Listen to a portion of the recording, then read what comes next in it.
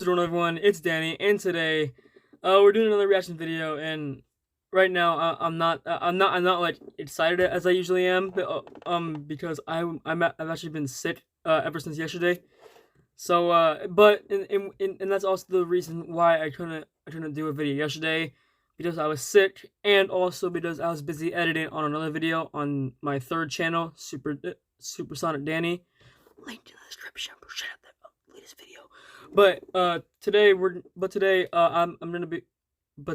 to redeem myself, I'm gonna react to two videos on the same day.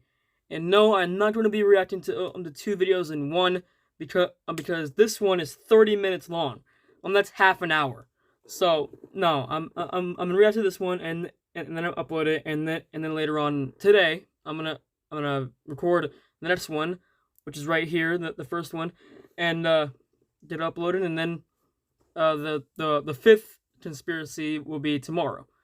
So yeah, let's go ahead and get into this.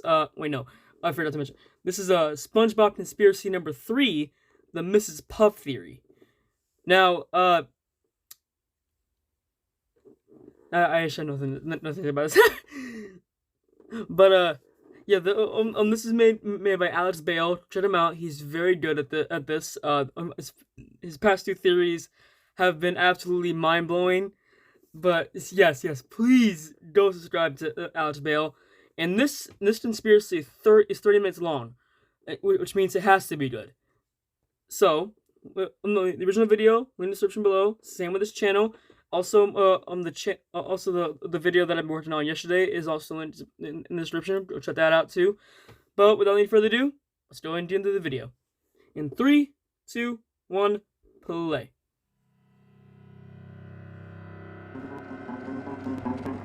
This is not Mrs. Puff.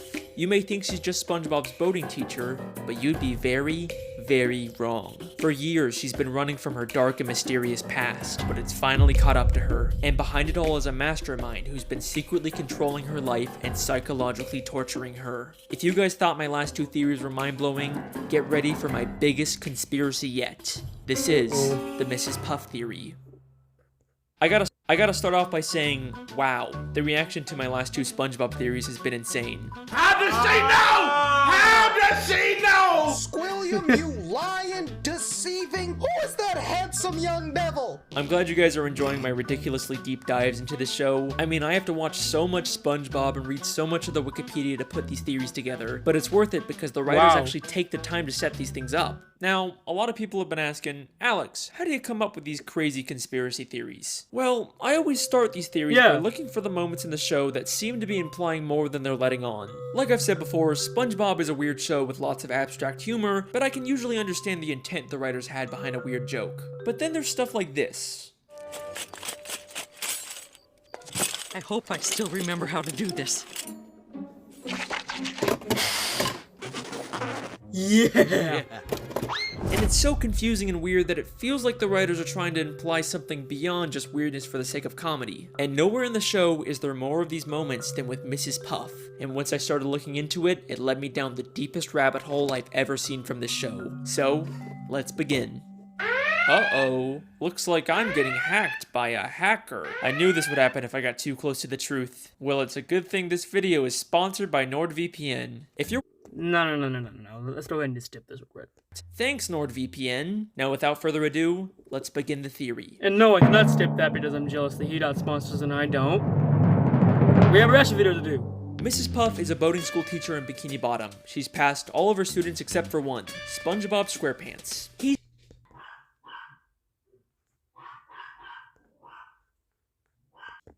Sorry about that, but dogs are barking again. He's taken her driver's test hundreds of times, and he always ends up failing it and causing destruction and chaos that usually ends up with Mrs. Puff going to jail, despite it not really being her fault. We also know that she was once married, but her husband was killed by fishermen. That's my driving teacher, Mrs. Puff. Mrs. Puff? Oh, She's married. Oh no, Mr. Krabs, she's single. Then what happened to Mr. Puff? She doesn't really thought about it. She doesn't like to talk about it. Throughout the show, there are moments like this that seem to be hinting at her having a dark, mysterious past. And in Season 2, Episode 10, No Free Rides, we get the biggest clue about who Mrs. Puff really is. After SpongeBob fails the driving test yet again, Mrs. Puff has just had it with him and ends up just giving up and giving him his license even though he never really passed. She quickly realizes that this is a horrible idea and he'll probably end up destroying the entire town.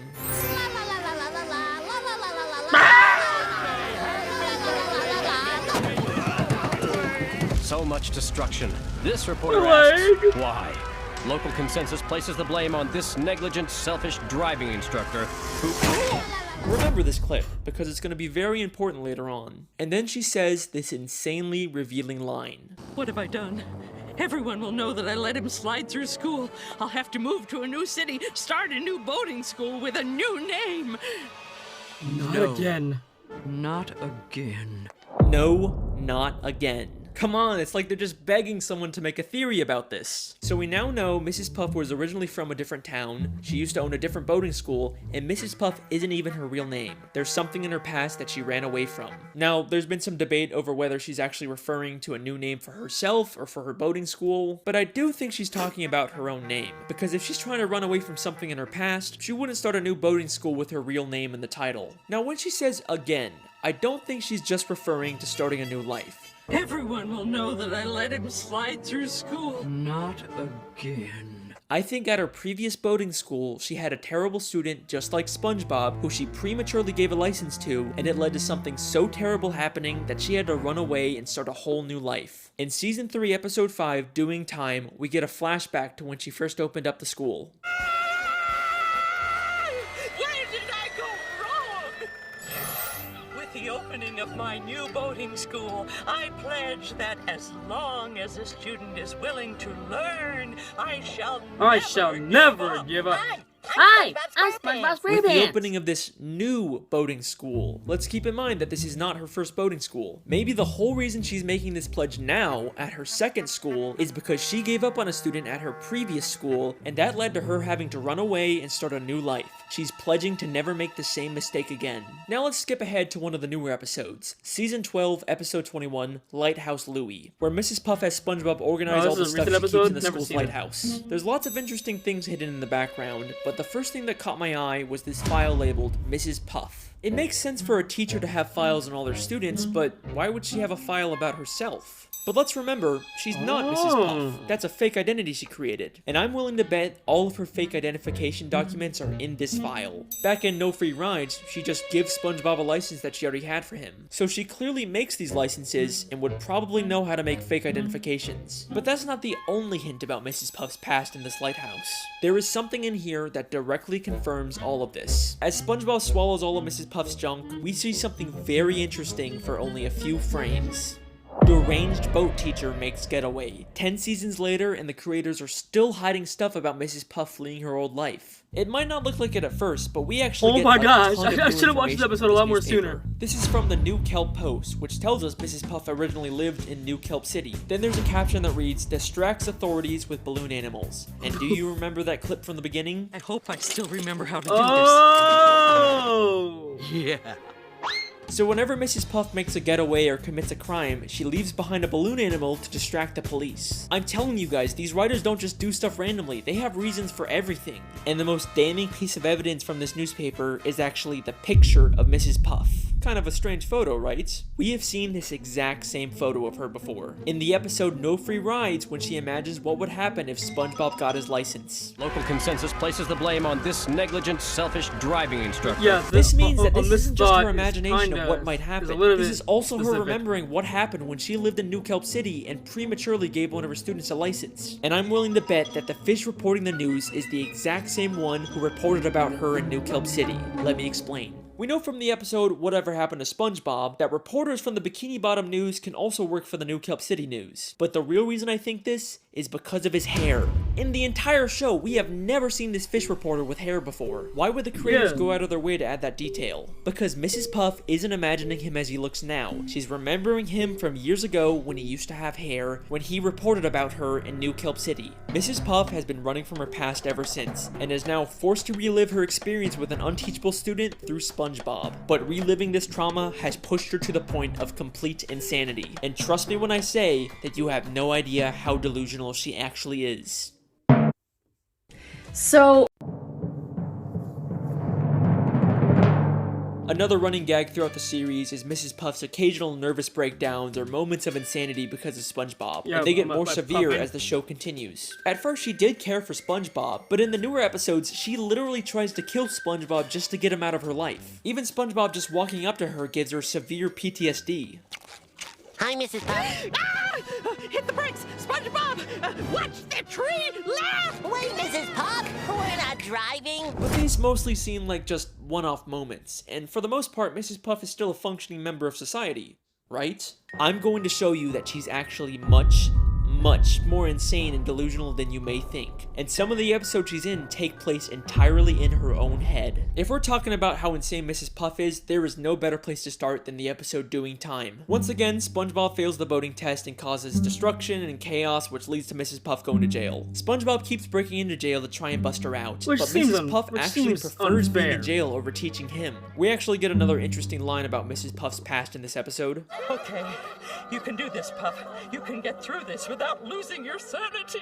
Oh, that's a road we don't want to go down again. So we know that Mrs. Puff has lost her sanity in the past, probably from her previous terrible student. But it seems like she's recovered since then, except in this episode she has a complete mental breakdown. SpongeBob keeps appearing in impossible places until she gets thrown into solitary confinement, where each wall of the room transforms into a giant SpongeBob face. And then the episode ends in a way that's so weird and confusing that it rivals the infamous gorilla episode ending. As Mrs. Puff freaks out, she's suddenly transported back into the beginning of the episode when SpongeBob was taking the test. Except this time, SpongeBob gets arrested instead of her. Help! Help! No! This is not a good time! No! I can't believe it. It was all a dream. I'm not going to jail. Why would you go to jail? You already did your time.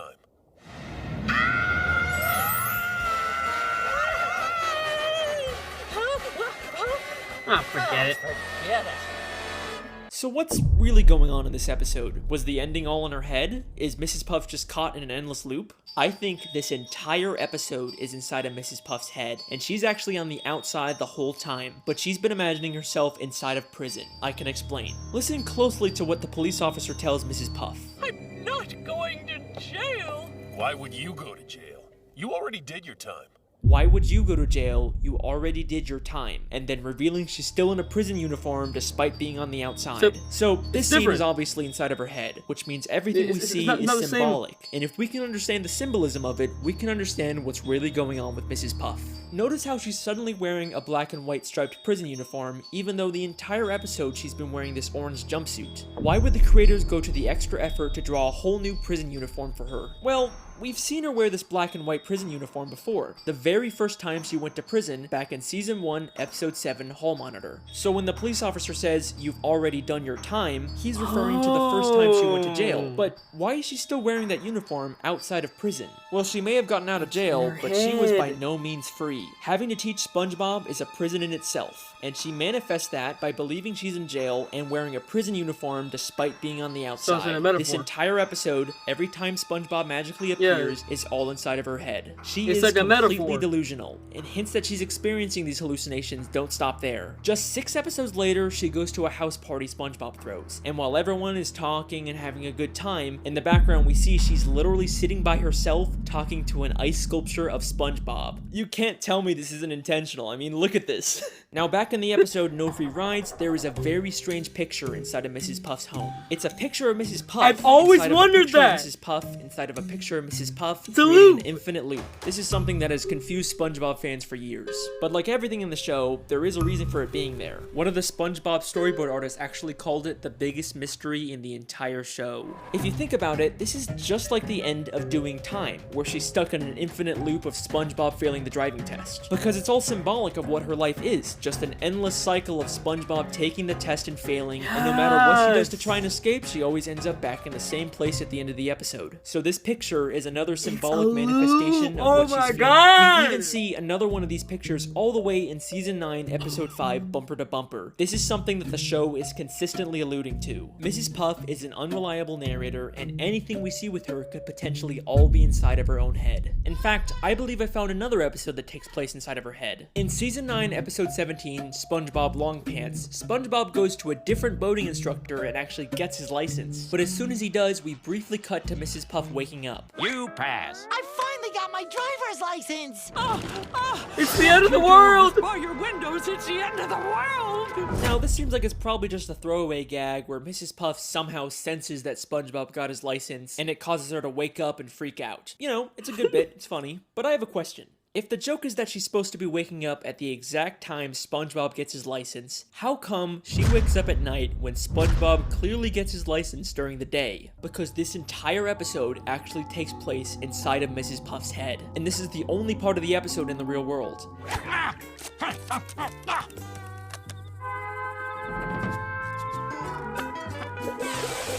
I don't know what that was all about, but I'm glad it's over. But let me pause for a second. I'm sure some of you are already wondering if this contradicts my previous SpongeBob video, The Television Theory. If you haven't watched that one, the gist of it is that the entire show is a documentary television show, and everything we see is actually being secretly filmed by scuba divers. And there's a ton of evidence to support it. I'm very proud of that video. You should definitely check it out. But if everything's supposed to be from a camera, then how are we seeing things from inside Mrs. Puff's head? In fact, how do we see dreams and flashbacks and thought bubbles? Yeah. Well, I think the simple answer is that even though we view the show through an objective camera lens, the world itself still follows the rules of a cartoon. You can never tell another living soul.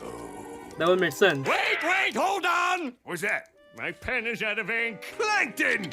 You'll never get me formula, not even in a flashback. In the world of That would SpongeBob, you can actually be imagine creative. something. That would actually be really creative. A world where the surface people want to make a reality show of mutant, I guess mutant creatures that make their own society, but it still follows the rules of cartoons. That's not bad. That's actually really creative.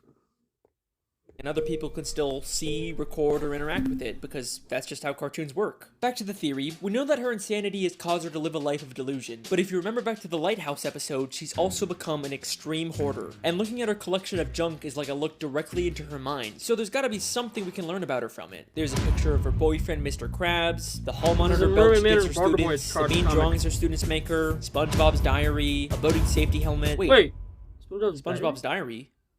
Why does she have SpongeBob's diary? The last time we saw that, it was safely put away in SpongeBob's library. What's it doing in her lighthouse? And why does she have Squidward's painting? And a table for Melons in the trash! And SpongeBob's bike? And Squidward's teddy bear? And the hair curlers Mr. Krabs had? And that statue of Squidward? And that diamond ring? And that crown? And that bucket of radioactive waste? And that jellyfish sign? Oh my god. Mrs. Puff is a kleptomaniac. Mrs. Puff has been stealing from everyone in Bikini Bottom. I can even prove that her pet snail from Season 3, Episode 19 was stolen. My snail is up a tree. I've had her since I was a little girl. No! You've had that snail since you've been a little girl, huh? Then how come that is the exact same snail Squidward had 4 episodes ago in the Great Snail Race? I wouldn't let Snelly here play with that mongrel mutt. She's a purebred. See, she even has her own papers. He even has her paperwork. Mrs. Puff clearly stole the snail from Squidward. But why the hell would Mrs. Puff steal all this other junk? What possible use could she have for any of it? We could find the answer to that question by looking at this green hat and this purple jacket. These were gifts Mr. Krabs bought her on their first date, but she ended up feeling uncomfortable receiving them and gave them back to him. I'm afraid I just don't feel comfortable accepting all these gifts. Except apparently she's not too uncomfortable to steal them back afterwards. So clearly Mrs. Puff isn't stealing this stuff because she wants to use it. She just steals for the thrill of it. Maybe stealing things is her way of coping with the insanity of her everyday life. And remember, this isn't the first time she's gone insane. You can get through this without losing your sanity. Oh, That's a road we don't want to go down again. In fact, I have reason to believe that she started stealing things way back whenever she first went insane. I hope I still remember how to do this. I don't think she's just talking about remembering how to make balloon animals. She's probably also referring to remembering how to steal a boat. And if that's not enough for you, in a Spongebob comic book, she actually admits that she used to rob banks and she wears the exact same ski mask. Mrs. Puff lives a completely delusional and miserable life, all because she has to teach Spongebob how to drive. It's led her to steal from the people she cares about and completely disassociate from reality. But that begs a very important question. If SpongeBob is causing her life to be so miserable, then why does she even keep teaching him? After all the destruction and pain he's caused, she'd totally be justified to expel him, right? I mean, she will literally try and kill him so she doesn't have to teach him, but for some reason she can't just expel him. It's almost like there's someone forcing her to teach SpongeBob. I have lost 25 pounds with Mastermind. Back to the episode No Free Rides. After prematurely giving SpongeBob a license, she steals his boatmobile so he can't hurt anyone. In the end, Wait. Go back to his license. Back to the episode No Free Rides. After prematurely giving SpongeBob a license. Okay, stop right there. His date of birth is July 14th, 1986? SpongeBob is 36 years old? What? That has nothing to do with the theory, but I never knew I never knew his date of birth was 1986. He's 36 years old, guys. Dang. Anyway, she steals his boatmobile so he can't hurt anyone. In the end, this causes her to get arrested and go to jail, but then SpongeBob tells her this. And besides, the warden says she'll let you go early if you do her a favor. What's that? Free driving lessons! She'll get to leave prison early if she gives free driving lessons. That seems like an oddly specific requirement. And that's not the only time this gets mentioned either. In Season 9, Episode 5, Bumper to Bumper, we get this scene. If only SpongeBob could pass his boating test, he'd be out of my life once and for all. Unfortunately, I keep getting reminded of the consequences if I get too angry with the little nuisance. Consequences? Are you telling me that if she refuses to teach SpongeBob specifically, she'll be violating her parole and get sent back to jail? Why does the prison even care if Mrs. Puff teaches SpongeBob? Is it just part of some weird community service? But things start to get really suspicious at the end of Season 7, Episode 5, Summer Job. Once again, Mrs. Puff ends up in jail, but this time she's forced to go to a prison boating school. Oh, wow! A driver's education class! Good day, class! I must be having a nightmare! What's he doing here? Dear Mrs. Puff, I'm following in your footsteps and got a job as a driver's ed teacher for the summer. Who in their right mind would hire SpongeBob to do this after he's literally destroyed the city countless times while driving? Is this just another one of Mrs. Puff's delusions? Or is the prison intentionally forcing her to be around SpongeBob just to torture her? I mean, look at the way the guard forces her to sit there and listen to him. Get me out of here!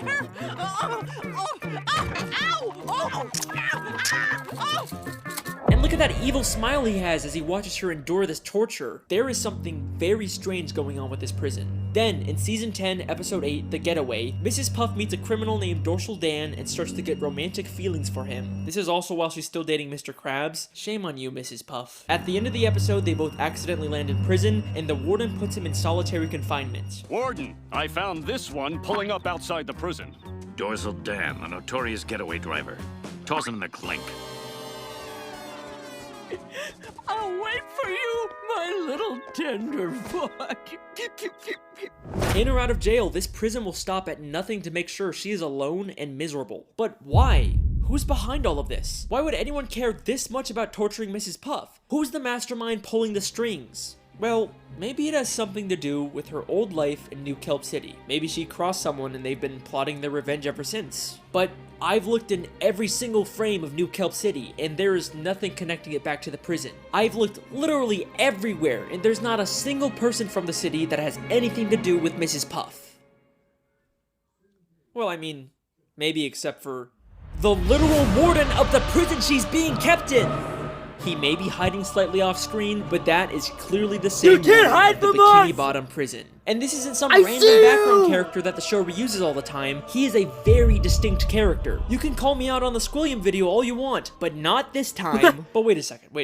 If the warden was originally from New Kelp City, then he'd probably know about Mrs. Puff's dark past and her true identity. So why hasn't he exposed her? He's just kept quiet about the fact that one of his inmates is living a completely false identity. She'd probably even get more prison time when they find out who she really is, so why hasn't he said anything? This is where things get very interesting. So, we know Mrs. Puff prematurely gave a student at her original boating school a license, and that led to them causing chaos and destruction. Maybe this student accidentally did something terrible to the warden, and he's blamed Mrs. Puff ever since. Whatever happened was so terrible that it caused him to move to Bikini Bottom and get a job as the warden of the town's prison. And to his surprise, he finds out that one of his inmates is actually the person he blames for that terrible thing happening. This works out perfectly for him. He can finally get his revenge on Mrs. Puff by making her life miserable. All he has to do is reveal her dark secret and she'll be stuck in jail for much longer. Except for one small issue with his plan.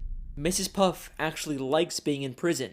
One day down, 2,528 to go. Oh, that's just shy of 4 years without SpongeBob. I'm going to enjoy this. So, he comes up with a new plan. Keep Mrs. Puff secret and let her out of prison early, but only under the condition that she has to teach SpongeBob. He's literally turning her normal life into a prison. And he makes sure going back to prison to avoid SpongeBob isn't even an option for her anymore, because he'll make sure that SpongeBob is always in there with her. And he's not gonna let her escape and start a new life like she did in New Kelp City. He makes sure to give her an ankle bracelet that doesn't let her leave Bikini Bottom. I can't even leave town without violating my parole. He is the mastermind who's been controlling everything this entire time. But guess what? His insidious plan doesn't even end there. This is not the first time we've seen the warden character. We first see him in Season 4, Episode 2, Crabs vs. Plankton. In this episode, Plankton slips on some water in the Krusty Krab and decides to sue Mr. Krabs for everything he owns. And then guess who shows up out of nowhere and offers to be Mr. Krabs' lawyer? What I really need is a good lawyer. Whoa, did somebody say lawyer? Richard A. Bottomfeeder, attorney at law. I couldn't help but notice that despicable display. Richard A. Bottomfeeder, the warden of the Bikini Bottom prison, is also apparently a lawyer? That's kind of strange. Those both sound like major careers. You usually wouldn't imagine someone being both. Then he says he'll be Mr. Krabs' lawyer completely free of charge. So, how much is this gonna cost me? Actually, I won't charge a dime unless we win. Well, that's awfully generous of you, Richard. He seems very confident that he can win the case, but right before he goes to court, he slips on some water and says SpongeBob will have to be Mr. Krabs' lawyer now. Oh, this is out of all people. Slam dunk. Oh no! Mr. Krabs' lawyer, speak to me! Wrapped with pain, can't move. Looks like you're gonna have to handle this one, son. He tells SpongeBob that he has to represent Mr. Krabs, even though he himself called SpongeBob a liability. Actually, SpongeBob, we won't be needing any testimony from you. Why, you'd be more of a liability than an asset. But it's okay, because apparently all SpongeBob needs to win is inside of Richard's briefcase. Everything you need to win is in this here case. Really? Everything? Except when SpongeBob gets to court, he realizes that Richard never gave him the combination to the case. It's, all in here. Really? Yep, right in here. Is there a problem? Your lawyer didn't give me the combination. Either Richard A. Bottomfeeder is the worst lawyer in history, or this is all part of his elaborate plan to ruin Mrs. Puff's life. Here's what I think happened. First, he finds out that Mr. Krabs is being sued, and he wants to ensure that Mr. Krabs loses the case because he wants to destroy any chance Mrs. Puff has at finding love. So he pretends to be a lawyer, even offering his services for free, something Mr. Krabs can't resist. He makes Mr. Krabs feel confident that they're gonna win the case, and then at the last second, he pretends to get into an accident so he can't represent Mr. Krabs. Instead of finding finding a real lawyer to replace him, he tells the most incompetent person for the job, SpongeBob, that he has to be Mr. Krabs' lawyer. And he gives him a case that allegedly has all the answers in it without actually giving SpongeBob the combination, setting him up for a total failure in court. Richard A. Bottomfeeder refuses to let anyone get close to Mrs. Puff. Not Dorsal Dan, and not Mr. Krabs. This guy has squillion levels of hate for Mrs. Puff. Probably really was his lunch.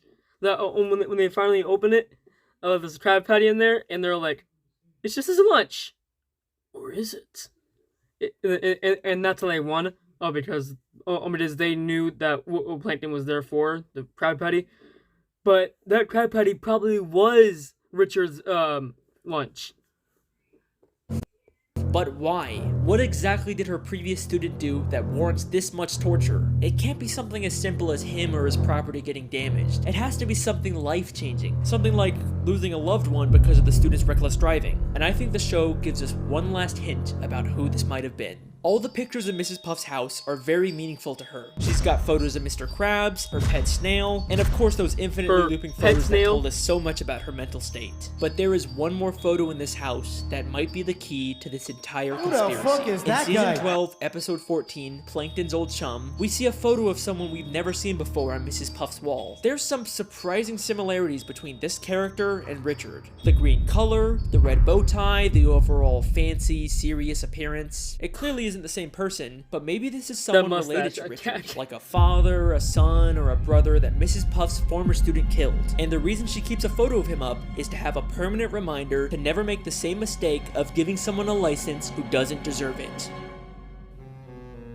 Mrs. Puff is a boating school teacher who once made a terrible mistake that led to the loss of her business, identity, sanity, and any chance at finding happiness. I like to think that there used to be a time when she was happy, back when her husband was still alive. If only he was still around today, maybe she wouldn't have to face all of this on her own. Thank you for watching, everyone. I hope you enjoyed. Is what I would say if I was done, except her husband is still alive. Woo! Let's do this! In the SpongeBob movie, SpongeBob and Patrick travel to a gift shop named Shell City that's full of dead fish turned into knickknacks and ornaments. Except they end up setting off the smoke detector, which activates the sprinkler system and brings all the dead fish back to life, including a very familiar looking pufferfish hanging from the ceiling. Mr. Puff is alive. Well, wait a second. If he's alive and he escaped, then why hasn't he gone back to Mrs. Puff? Why is she still alone? Because remember, she ran away from their home in New Kelp City and started a new identity. So sadly, Mr. Puff has no way of finding her. The tragedy of Mrs. Puff's story is that her happiness is just a city away, but she can never even leave town because that would violate her parole. Richard A. Bottomfeeder probably even knows her husband is alive and is making sure they're never reunited. As the name says, Richard really is a bottom feeder. This video took a ton of time and effort to do all the research for, so I really hope you guys enjoyed. Thank you for watching, and thanks to NordVPN for sponsoring this theory. Go to nordvpn.com/AlexBale or use code AlexBale.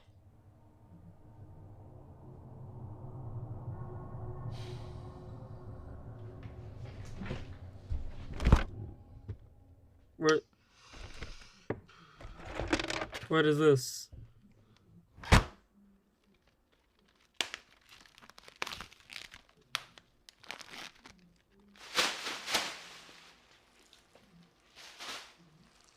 What is this?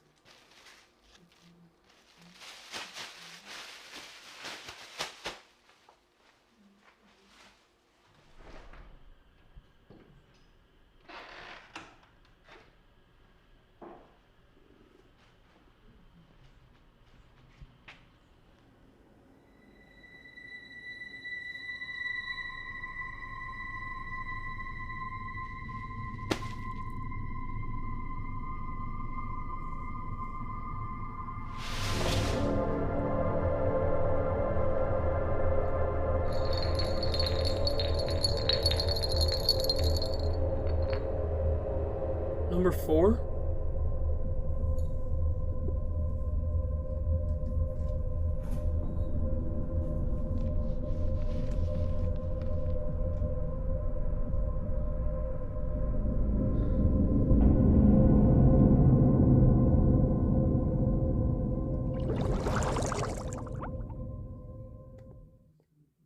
Wow.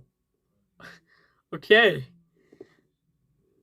I have no words. That whole thing was just mind blowing. Except I don't know what that ending was. Is there a monster in his what was that? His garage? Probably. I don't know. Said a giant sponge monster. But anyway, guys, I hope you guys enjoyed the video. If you did, make sure to give it a like, subscribe, and comment down below what you thought. Make sure to click the bell icon as well. And again, please don't check out Alex Bale's video in his channel, because I hear that he also makes short films, which maybe I'll react to one day. I'm not sure, because for December I have plans. If you can't already tell by now, I am uploading every day, except yesterday and Thursday. But I always redeem myself. But yeah, I'm gonna be making videos every day. After I get done editing and uploading this video, then I'm react to conspiracy number 4 today. Yeah. But yeah, until then, I'll see you guys in the next video. Deuces.